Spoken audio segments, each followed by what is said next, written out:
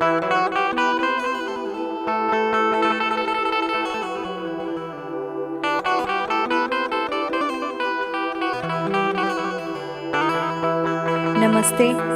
हम सिंगर रुकासवी सिंह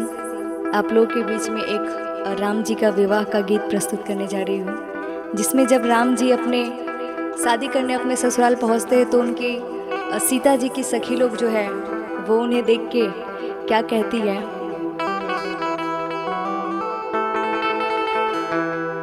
किया जो मिथिला नगरिया निहाल सखिया, आजो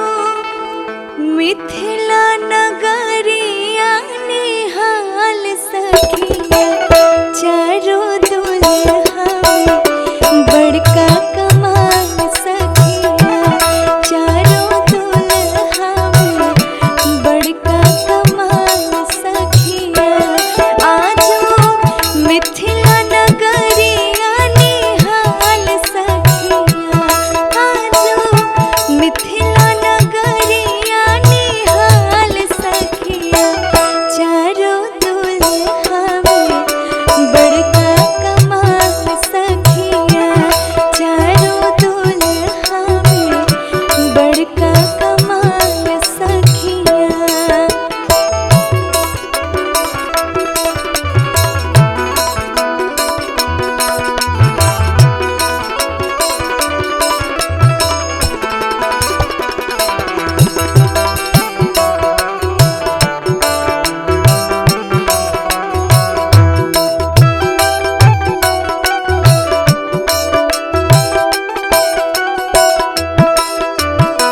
शीस मणि मोरिया कुंडल सोहे कनवा,